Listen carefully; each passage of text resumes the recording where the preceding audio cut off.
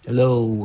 Okay, so ito magre-record na ako ng lesson natin. So basically, ito ay katuloy nung classes na lecture noong last time na nagkita-kita tayo.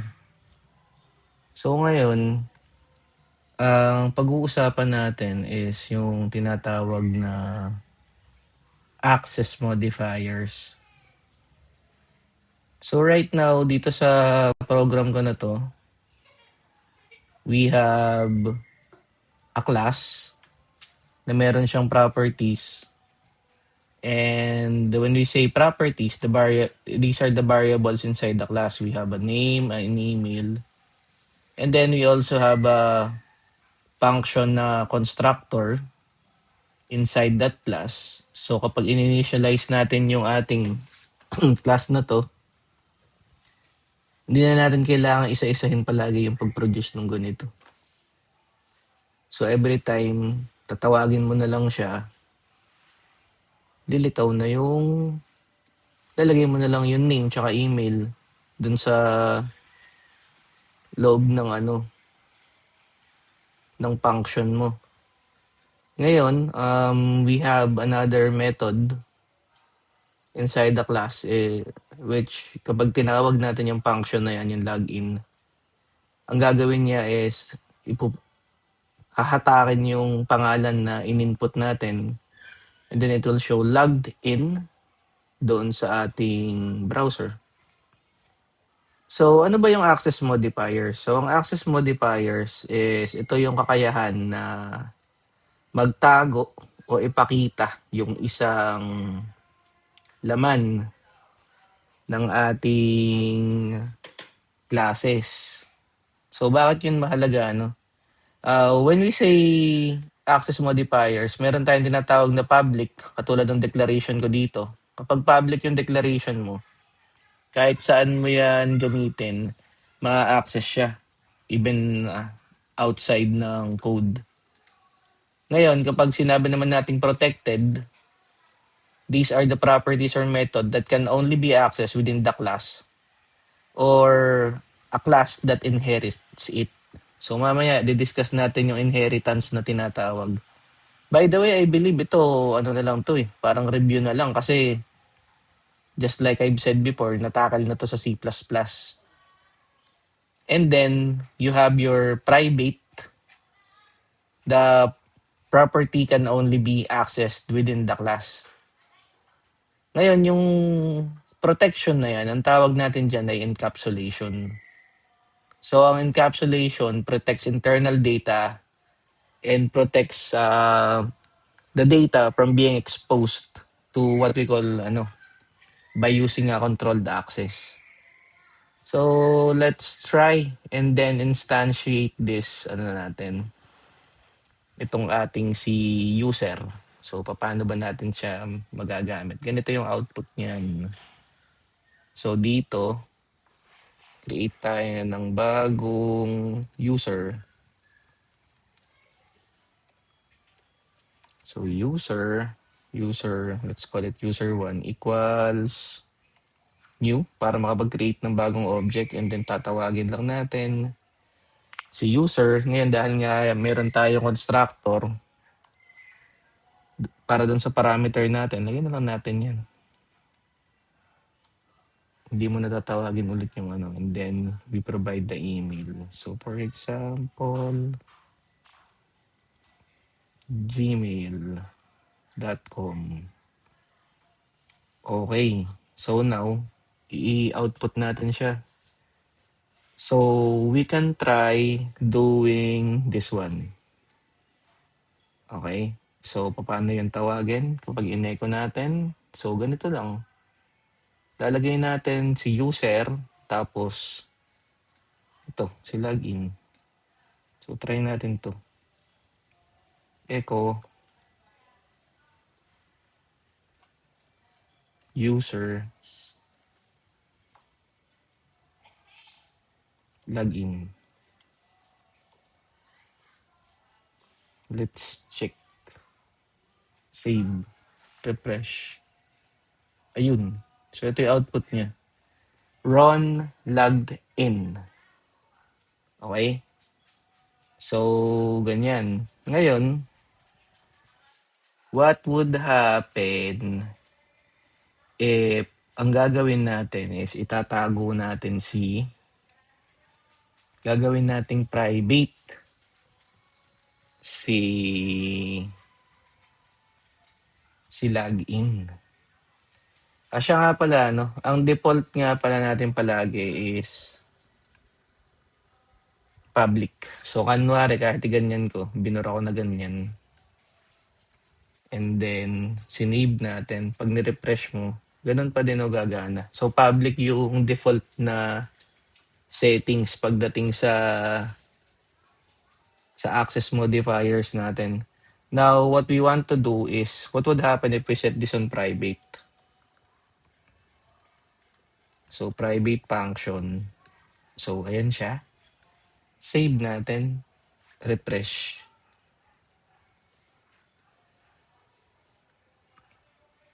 So, basically, tingnan ko nga. Private function login. So, basically, mag-e-error siya.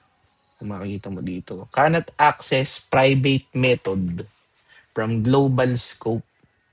Ayan. Hindi nga siya ma-access kapag naka-private. So, basically, ayan. It can only be accessed within the class. Kumbaga, dapat ipasok mo to dito sa loob nito. Pero hindi naman ganyan yan dapat, di ba? So, ngayon, paano ginagawa natin? So, doon natin ipapakilala yung tinatawag natin na getter tsaka setter. Okay. So, paano gagawin natin sa ganyan? So, para gumana siya, ang gawin natin is mag-create muna tayo dito ng dito sa ibabaw, create tayo ng try natin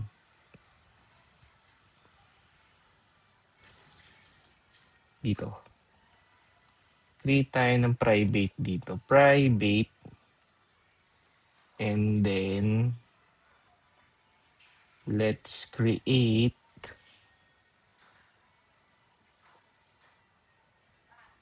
maganda status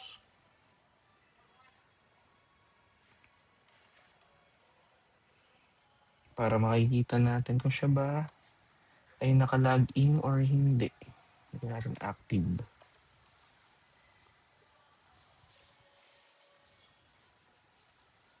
Semicolon post. So dito, dito pa lang makikita na natin di siya gagana eh. Pero sige nga, try lang natin muna yan. So echo and then let's call on user1. Sige, ganito gawin natin. Tatanggalin ko muna to. Yan. User1 tab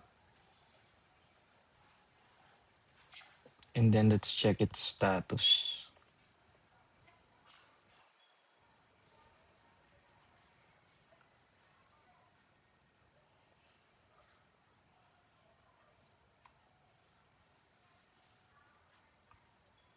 So dito pa lang nag-error na rin eh. And the reason for that is kasi nga naka-private na siya. So ang gawin natin tayo dito, mag-declare tayo ng sa ilalim ng login natin, yan dito. Pang-access modifier natin. So gawin natin dito public.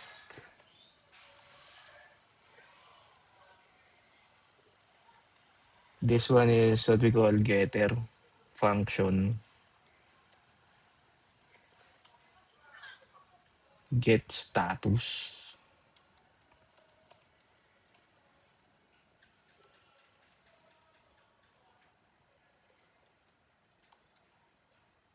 And then return this status. Semicolon. Okay.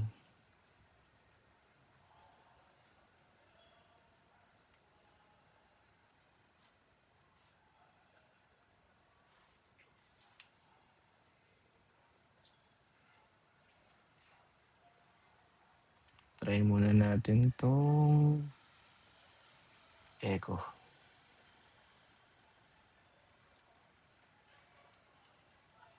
Echo.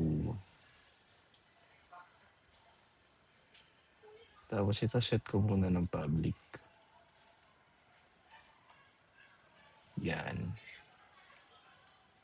Try natin 'to dito. Save.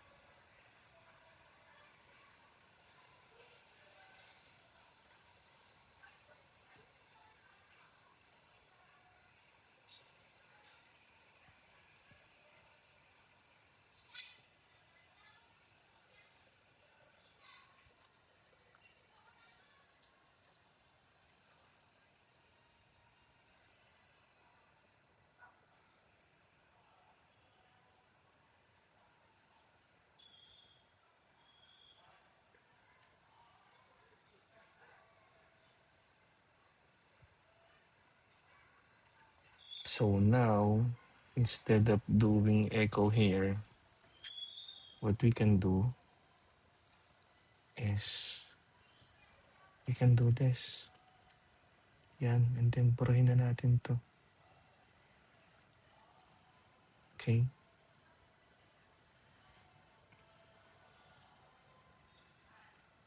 Fresh. Ayun. So what we did now was we access this to access this. So basically yung getter natin, let's call this getter. Basically pang viewing lang siya. Getter. Now, what we can do is we can introduce a setter that will modify the status of our, ayan, yung nasa taas natin. Now, we can also try doing this get status inactive. Yan, save. Okay, so hindi siya nabago because wala pa tayo nito, setter. So, anong gagawin natin? So, mag-i-introduce tayo ng tinatawag na setter natin. So, now, let's try doing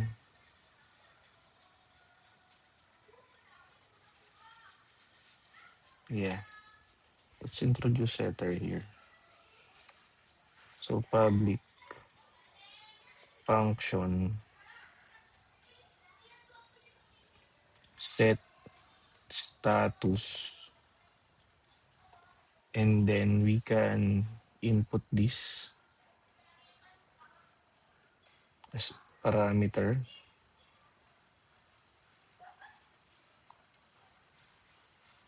and then this status semicolon. Yung let's try.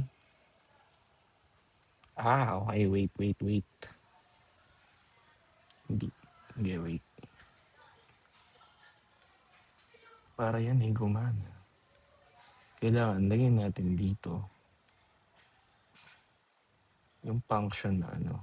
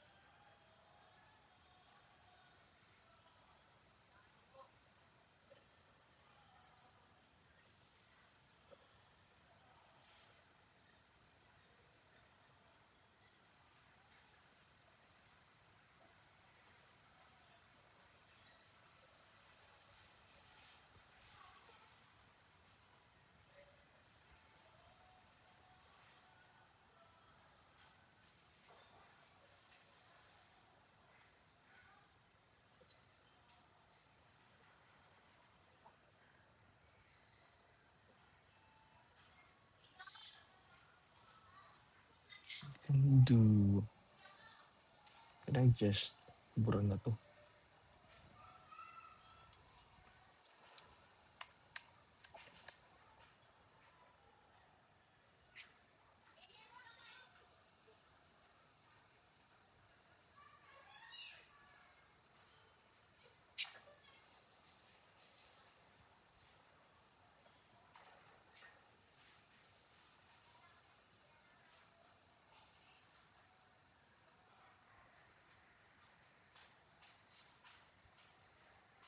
Yeah, try this first. Save. I like to refresh. Ah, okay. Made, oh wait, I'll copy this again, paste it below, and then set this one to get so that we can view it. Yung save. Let's try. Oh, yun na siya. So, tingnan niyo to. Dito sa settings natin sa taas, ito ay naka-active. Hindi natin ma-access yan basta-basta kasi nga ito ay naka-private. So, ang ginawa natin, gumawa tayo ng getter para makita yung laman. And then, ang ginawa natin, naglagay tayo ng setter dito para mabago yung value nito. Okay? And then, nung pinakita na natin, nabago na natin yung value niya. Okay. Now, let's do another one. Let's do what we call inheritance. So, what I'll do is buburahin ko na muna to.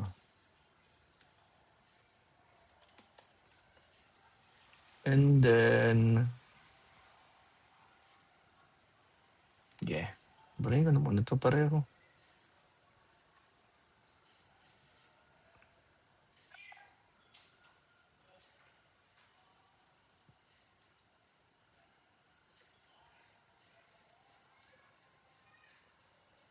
Yan, buburahin na muna natin ito. Nandito. Yan. Okay. Save natin. Refresh. Save. Yung. Okay, now let's introduce yung tinatawag natin na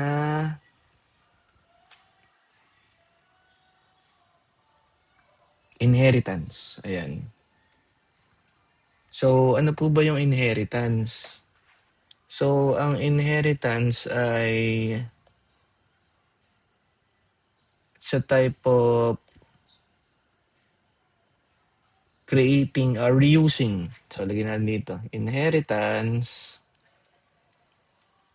is when you use or when you reuse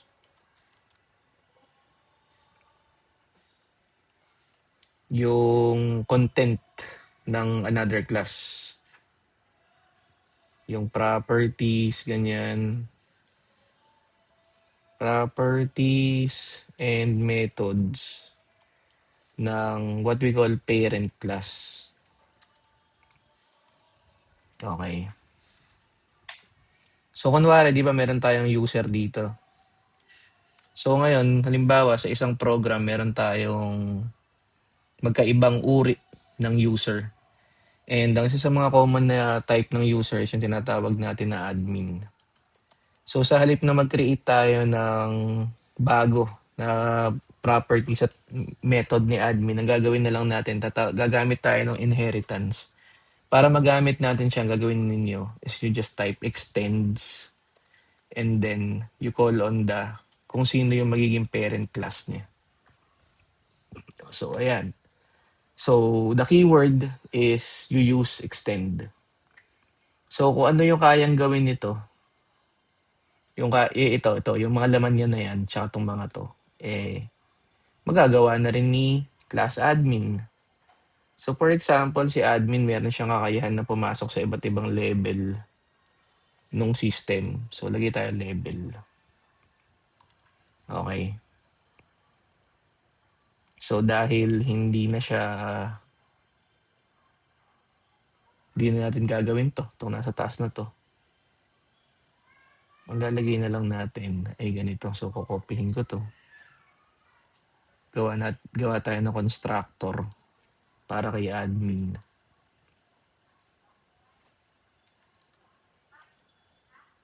Pero this time, aalisin mo na 'to. Kasi kapag nag-construct siya, maa-access na yung nasa taas eh. Lagyan natin 'to level. So, ang gagawin mo na lang dito, magiging level na 'to.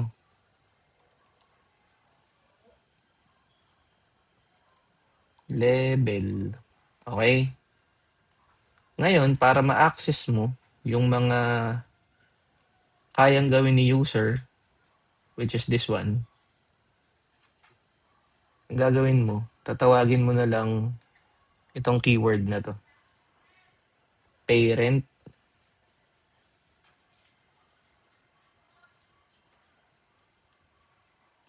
Parent, ayun. Tapos gagamit ka nung tinatawag na double colon. So ano ba yung double colon? Ang tawag diyan ay scope resolution. So kumbaga tinatawag mo yung kayang gawin nung parent by using this double colon na yan. So tawagin natin si construct and then yung parameters na name and email.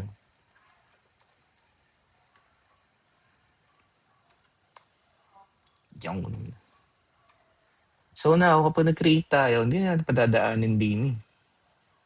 Di ba? Kumbaga, meron na rin siyang kakayahan na ganyan. So, try natin siyang tawagin. Mag-create tayo ng bagong admin.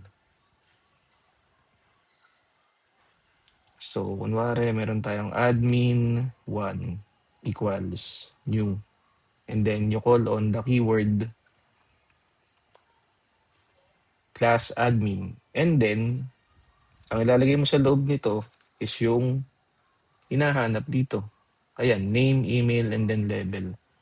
So for example, for the name, lagay natin 1. And then sa email, 1 at email.com. And then sa level ng access, lagay natin 5.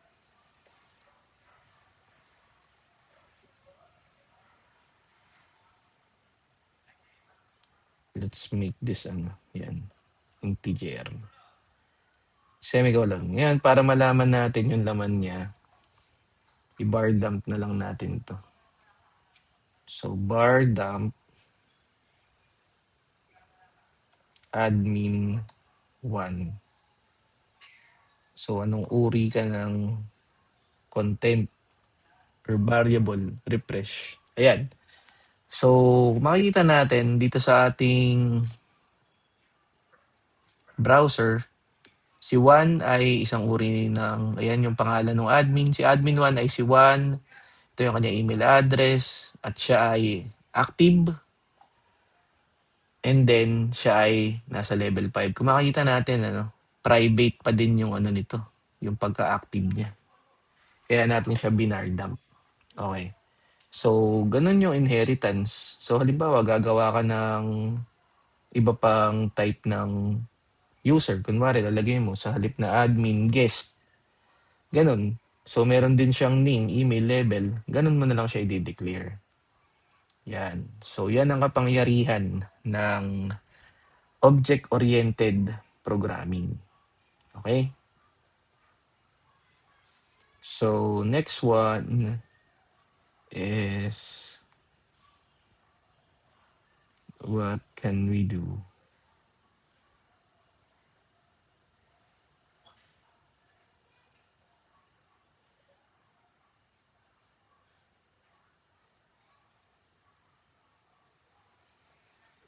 So, we can try, right here. We can try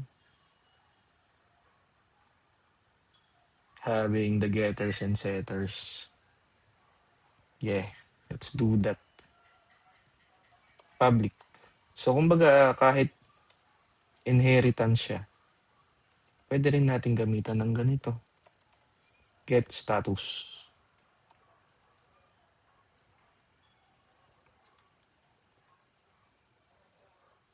And then, let's echo.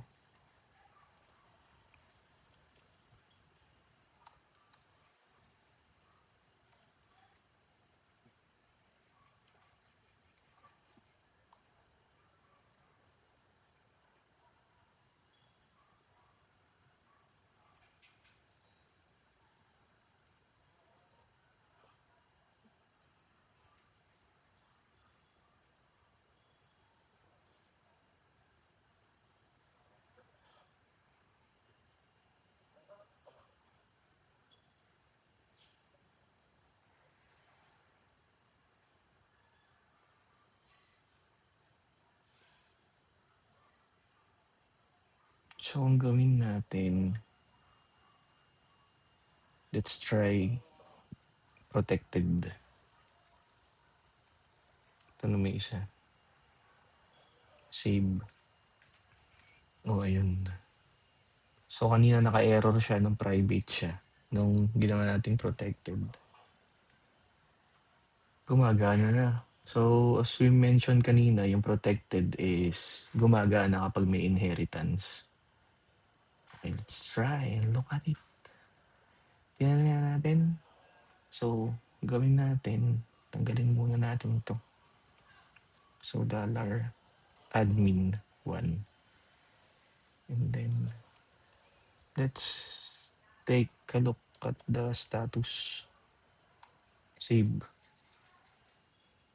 Ayun. So, na-access na siya. So, pag pinrivate natin to, private, automatic hindi na siya gagana. Ngayon, kapag may inheritance ka, protected dapat yung settings ng mga supposed to be na naka-private mo. Okay. So, tingnan nga natin. Eh,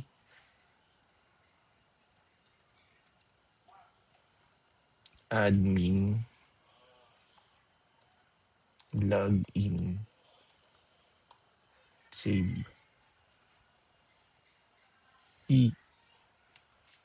Wait. Ah! Sorry. Admin 1. Yun. 1 logged in.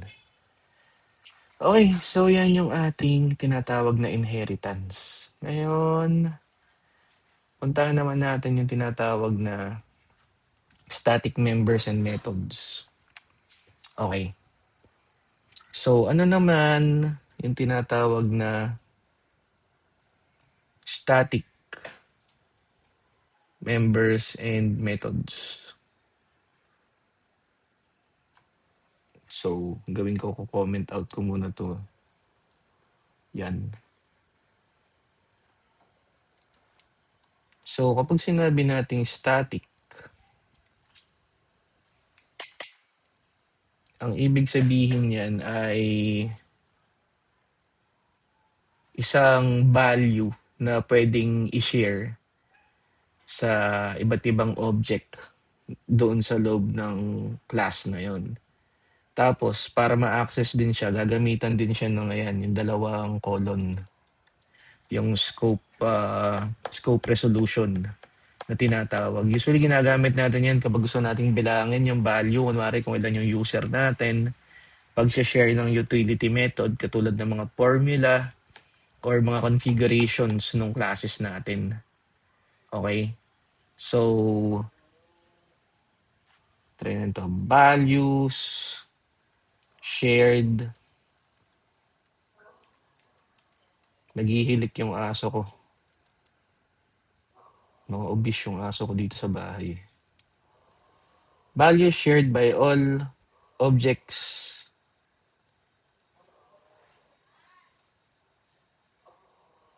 of a class. Yan. So, gawin natin. Gawa tayo ng formula. Sige, try natin. Kunwari, ano ba magandang gamitin? Gawa tayo ng math. Burahin ko na lang muna 'to.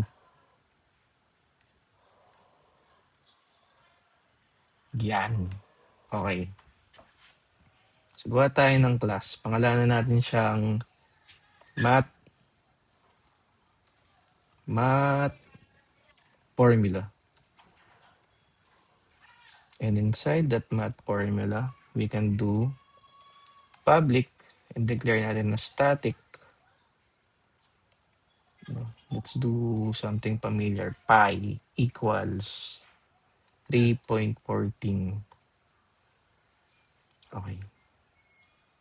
So, paano natin ma-access yan? So, ganito siya. Echo. And then you call on the, ayun, math formula. Double colon. Wait. Double colon. And then, ayan. Yung pi. Semicolon. Save. Refresh. Ayun siya. 3.14. Bukod sa properties, you can also use static para sa methods. So, kunwari, lagay tayo dito ng, okay. Tawagin natin yung splat operator natin. Public, static, and then let's do add. Tapos yung tatlong tuldok. And then, let's introduce nums. So, gawin natin, compute tayo ng array sum. Tulad ng example natin last time.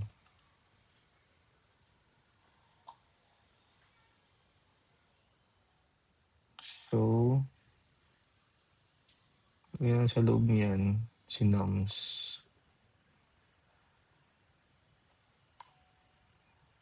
Yun. Okay. Wait. Return array sum, public static. Okay. Sorry. Function. Yun. So, paano yung tawagin? Ganun lang din. Pero, lalagyan mo lang ng ganito. Wait. Sige, pakita ko. Copy ko to. Paste ko. Copy ko yan. Copy. Paste it here. And then, you call on the function. Add. And then, kita yung number. 1, 2, 3, 4, 5. Then, save. Refresh. Ayun, ito siya. Yung 15 na yan. So, yan tinatawag natin na static. Okay. Konti na lang. So, ayan. So, sabi ko nga before, ito yung mga topic na medyo boring aralin. Pero ito ay mahalaga. Lalo na kung magba-backend ka, ito yung object-oriented programming. Pero yun nga, dahil natakal na to before sa C++, it should be somewhat of a familiar na dapat sa inyo. Okay. Now, let's introduce yung tinatawag natin na abstract classes. Yan. So, burahin ko na lang ulit to. So, ano naman yung abstract classes? Kung yung class ay matatawag na blueprint, ito naman yung matatawag natin na base blueprint. So, lagay natin dito.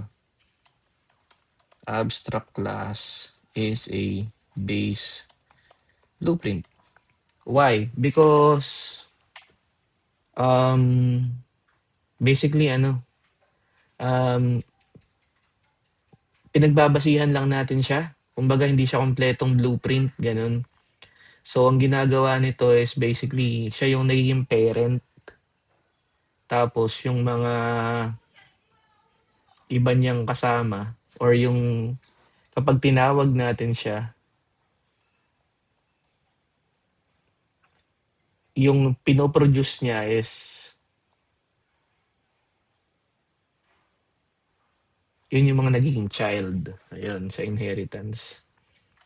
So, basically, yun nga, siya yung pinaka-basic na template. So, yun. Tawag tayo ng ano, ng tinatawag na, ito yung sample natin. Abstract class, yan. Pinaka-basic lagi, ganito, user. Tapos, let's do a protected username. Semicolon. And then, inside it, tawag tayo ng public function. Gawa tayo ng setter. Set username. Set user name. And then inside it, let's call on the username as our parameter. And then this arrow, username equals username, semicolon. And then to view, let's introduce, copy ko na lang to. And then on this one, get naman ito. Get username. And then, burahin natin to. And then, return natin to. Return para ma-view. Yan. Okay.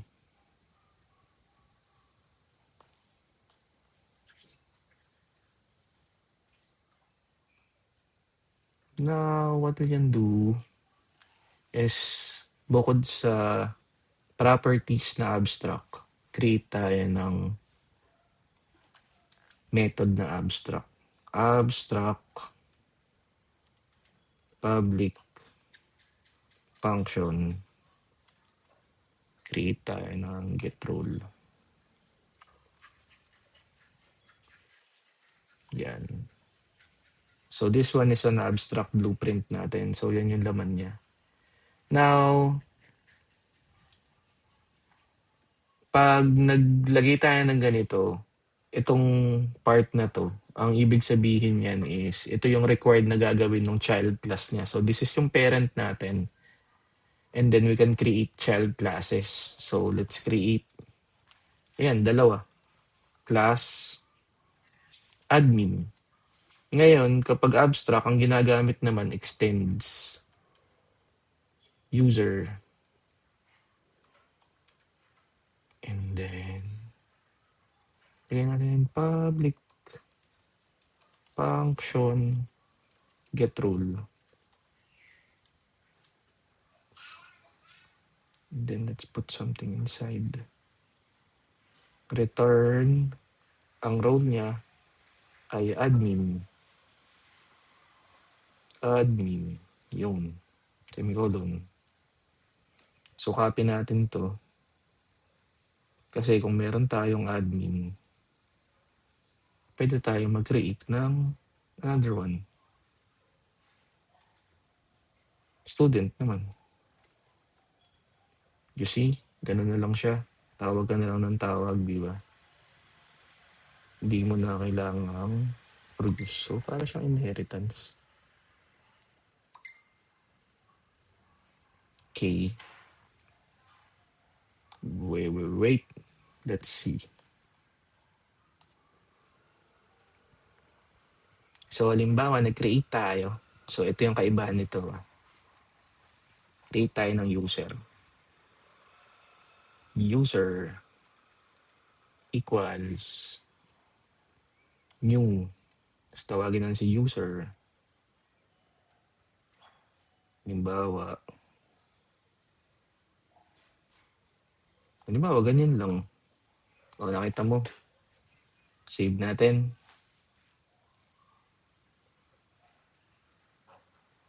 Tapos, echo natin.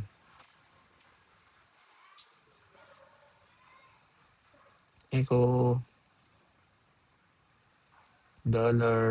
$user.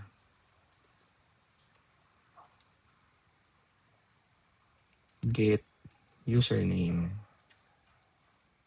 semicolon, save. Ayan, nag-error. Hindi yan gagana kasi blanco to. Para gumana yan, ito yung mga tatawagin mo. Di ba? So, sige, gawa tayo ngayon. Paano ngayon pag gagawin dyan? Ang gawin natin, si user, gawin natin ganito eh. User, admin. Okay, and then, ano tatawagin mo? Hindi na yung user, yung admin na class. O, tapos,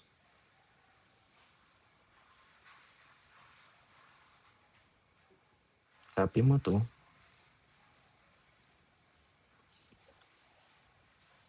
Paste. Yan. Tapos set ka ng username. Tapos pangalanan mo ng Ron. Okay? Ngayon, copy mo to. Paste mo dito.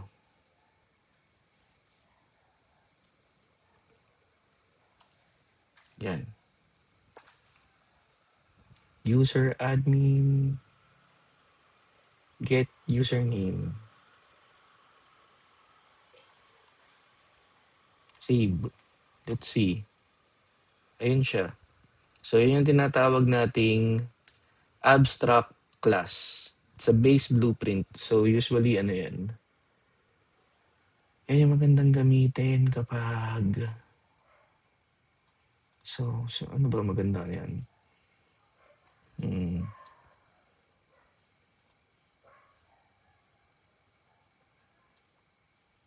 Ayun, if you're going to create something na pang gagawin mo is alam mo na maraming magiging type ng user, one of the things that you can do is create abstract class. Ayan. Next one, and the last one na topic natin is yung tinatawag na interface. So ano naman yung interface? Ito po ba yung user interface? In definition, ang interface ay parang isang contract na kailangan mo nang masunod bago siya gumana, ganun. So type ko dito. Ito ko na sa baba ilagay. So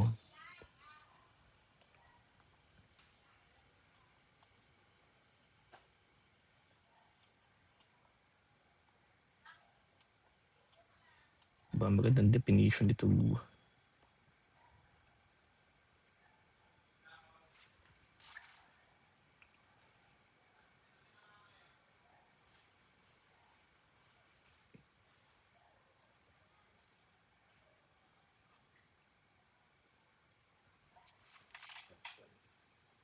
So we use interface if we want to have a flexible system.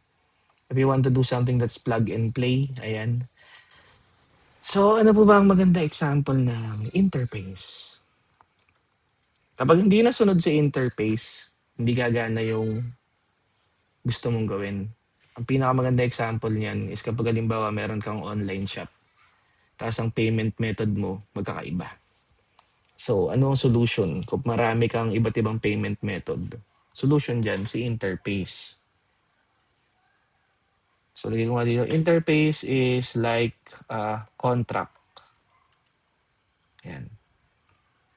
So, paano siya tawagin? Ganito, interface, and then, introduce muna natin to, payment method. Okay? Public function pay. And then, let's put in amount. Semicolon. So now, we have a payment method here. Excuse me. Ay, nako, yan na nga, inubo na. Yun. Public function natin, we have an interface payment method. So now, what we'll do is we'll introduce classes na iba-ibang type ng payment method. So una nating tawagin ay si class GCash. Ayan. So, Kung yung abstract ay extends, ito naman implements. So, tatawagin mo lang yun, payment method. Okay. So, yan, may Gcash na tayo. And then, you call on this public function. Nakita nyo, nag-error siya. I'll explain later kung bakit. Pay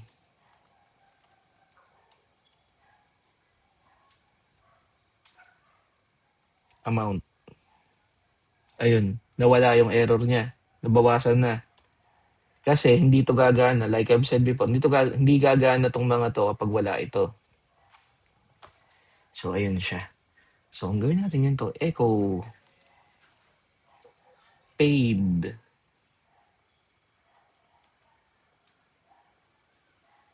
via Gcash. Ganyan.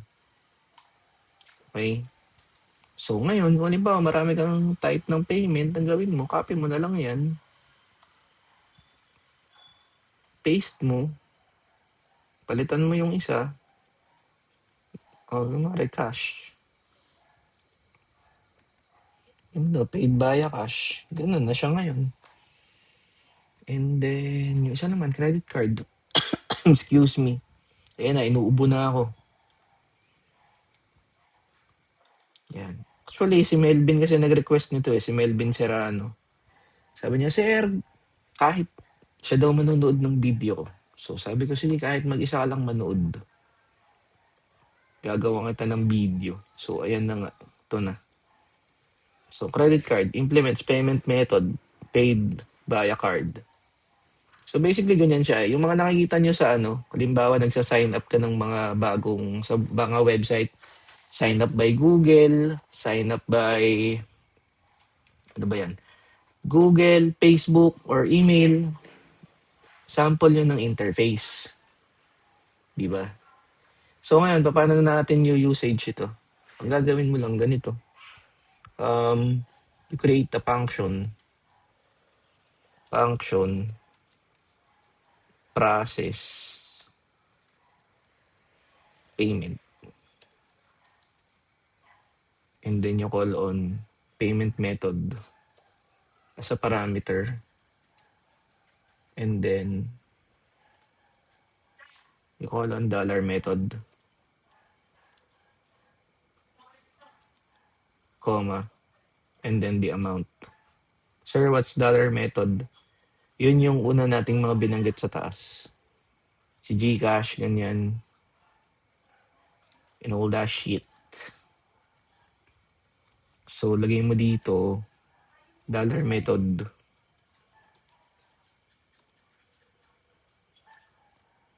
And then, pay dollar amount. So now, pwede ka nang gumamit ng ibang method. So, paano ngayon yun? Ganito, dollar Gcash equals yung, tapos tawagin mo si Gcash. Ayun. So, tawagin mo ngayon si process payment. Tawagin mo yung function na process payment. What the? Ayan. Ayun. And then, tawagin mo yung si Gcash. Tapos kung magkano ibabayad mo, kunwari 500.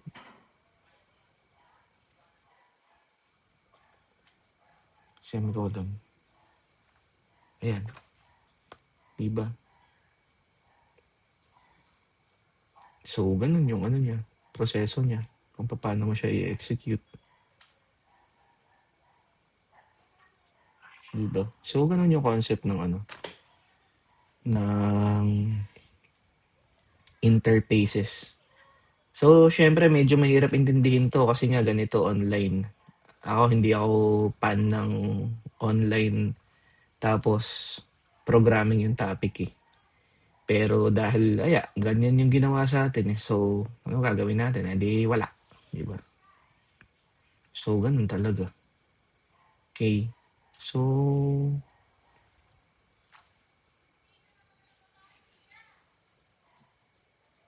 paid via Gcash. So, ayun siya. Ganun. So yan lang yung ating lesson for today. Actually, this is part 1 ng lesson natin. Yung and dyan din natatapos yung lecture about OOP / OOP. So, ang next lesson will be super globals. Yan. So, hopefully may natutunan kayo kahit papaano. Well, the thing about programming kasi is sometimes kapag kailangan mo siyang gamitin, tsaka mo lang siya re-reviewin ulit. Ang mahalaga is you know the concepts lang. So, ano ba yung mga natakal natin?